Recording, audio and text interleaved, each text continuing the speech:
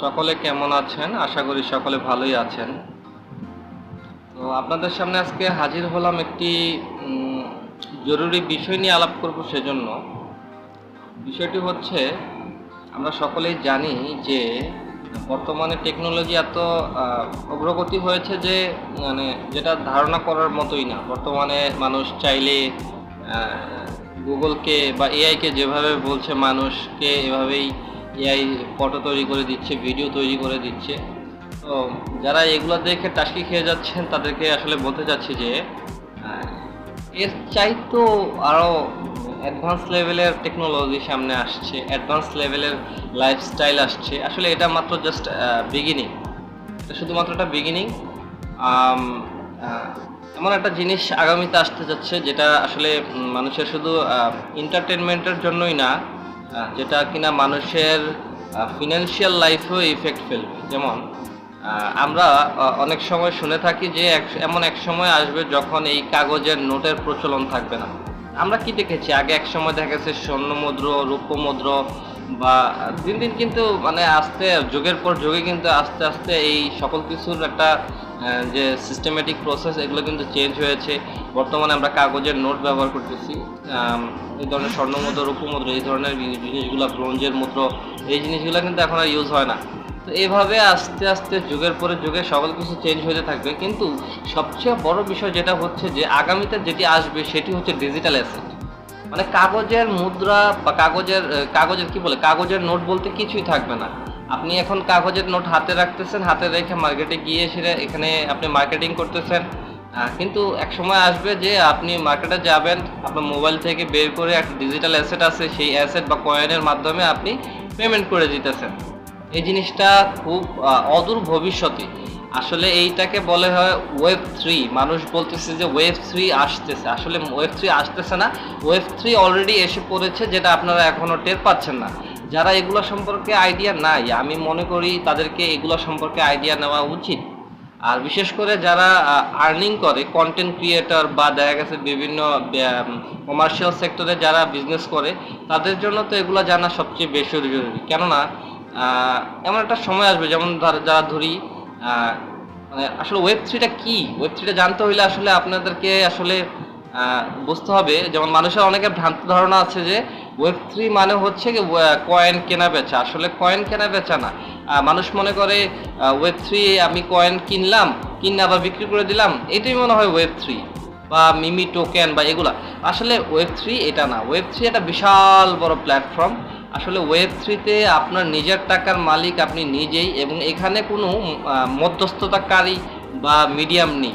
যেমন ধরেন আপনি আজকে ইউটিউব থেকে ইনকাম করেন, ইউটিউব থেকে ইনকাম করার পরে আপনার টাকাটা পাইতেছেন কোথায়? ব্যাংকে।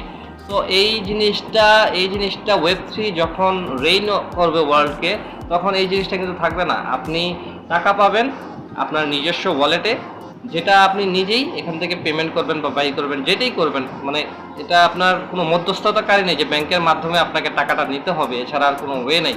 এই জিনিসটা হবে না, ঠিক আছে? সো যেটা বলতে চাচ্ছি যে এই জিনিসগুলা আপনাকে জানতে হবে, কারণ আপনি যদি না জানেন, যেমন এক সময় ছিল ফ্রিল্যান্সিং কিন্তু ঘরে ঘরে অ্যাভেলেবেল ছিল না। দেখা গেছে তখন সেই সময়টাতে যখন তারা ফ্রিল্যান্সিং যারা শিখেছে তাদের বর্তমান অবস্থাটা দেখুন। বর্তমানে কিন্তু ঘরে ঘরে ফ্রিল্যান্সার অ্যাভেলেবেল। মানে অ্যাভেলেবেল বলতে এতটা ছোট করে বললেও ভালো হবে, কারণ ফ্রিল্যান্সিংয়ের ডিমান্ড এখনও মার্কেট অনেক বেশি। কিন্তু যারাই এখন করতেছে, অনেকেই করতেছে, এবং যেই পরিমাণ ইনকাম করতেছে, তারা যে পজিশনে আছে, কিন্তু আজকের থেকে 10 বছর আগে বা 5 বছর আগে যারা ফ্রিল্যান্সিং স্টার্ট করছে, তারা কিন্তু বর্তমানে যে পজিশনটাতে আছে তারা গেইন করছে, অনেক গেইন করছে। এরকম সময় থাকতে মূল্যবান জিনিস যদি আপনি বুঝতে পারেন এবং বুঝে সেটার রাইট ইউজ করতে পারেন, তাহলে আমার মনে হয় আপনি ভবিষ্যতে শাইন করতে পারবেন।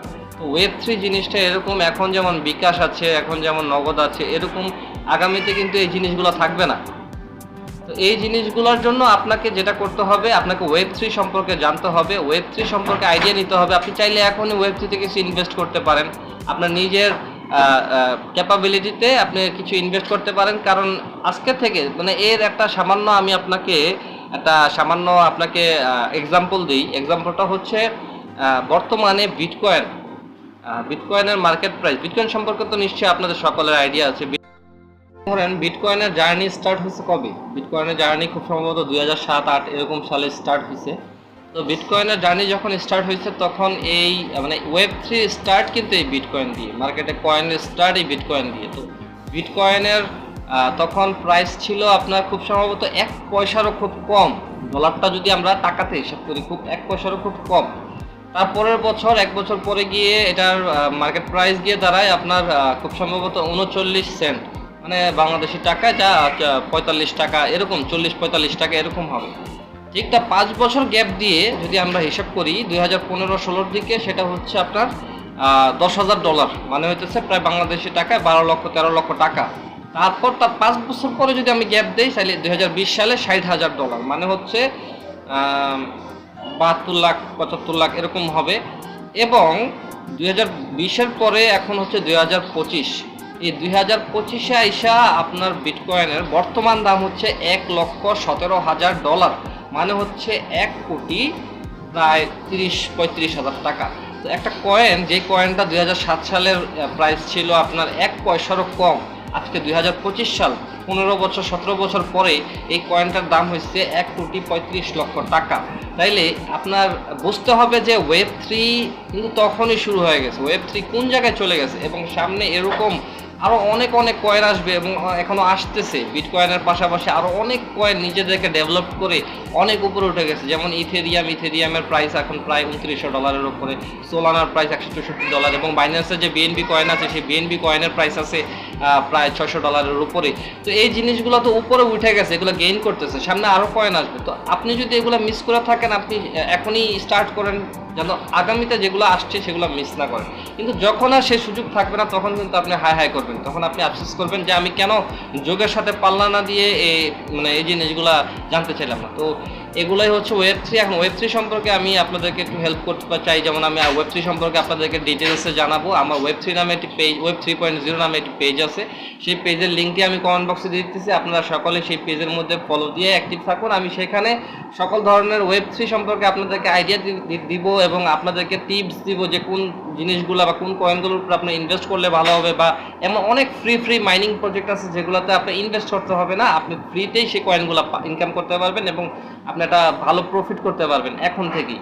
তো এই কয়েনগুলো যদি আপনি হোল্ড করে রাখা দেন, এমন হতে পারে আপনার আজকে থেকে 5 বছর পরে আপনি খুবই, যেমন বিটকয়েনের কথা হিসাব করেন, যারা যখন কিনছে বিটকয়েন, যখন একজন লোক কিনেছে, সে যখন কয়েকটা বিটকয়েন মনে হয় তার কাছে ছিল, তো সে তখন আমেরিকান একজন সিটিজেন, সে আপনার বিটকয়েন কিনে সে বিটকয়েনের ইনস্টিডে বা বিটকয়েনের পরিবর্তে সে পিৎজা অর্ডার দিয়ে খাইছে। তো তার কাছে যদি সেই বিটকয়েনগুলো থাকতো আজকে সে কত টাকার মালিক হইতো, কিন্তু সে তখন এটা মূল্য দেয়নি। আরও একজন আসতে যায় যে কিনা বিটকয়েন ফালায় রাখছিল, এই কিছুদিন আগে যখন বিটকয়েন $1,00,000 হিট করে, উনি অনেক খুঁজা ওনার যেখানে ওনার রিসোর্সটা ছিল, বিটকয়েনটা ছিল, সেই বিটকয়েনটা সে সেল করছে। মানে এত বছর সে এই জিনিসটা ফালাই রাখছিল। তো সে যে বিটকয়েনগুলো ফালাই রাখছে, সে খুব সম্ভবত $10 মিলিয়ন ইনকাম করছে। তো যাই এরকম আসলে অনেকে লাখপতি হয়ে গেছে, অনেকে আফসোস করছে। তো আপনি চিন্তা করুন যে আপনি আফসোস করবেন না, আপনি ভবিষ্যতে আপনার ভবিষ্যতের জন্য আপনি নিজের জন্য কিছু করবেন, আপনি উন্নতি চিন্তা ভাবনা করতেছেন। তো এই জিনিসগুলো আপনি ফ্রি মাইনিং সম্পর্কে বা কোন প্রজেক্টে কাজ করলে ভালো হবে, এই সকল জিনিসগুলো সম্পর্কে আমি আমার পেজের মধ্যে প্রতিনিয়ত আপডেট দিব। সেই পেজটা আপনারা লাইক করে রাখবেন এবং আপনারা আমার কাছ থেকে ব্যবসায়িক টিপস সকল কিছু পাবেন এই Web3 সেক্টরে। তো আশা করি আপনারা ভালো কিছু সিদ্ধান্ত নেবেন। Thank you. আসসালামু আলাইকুম।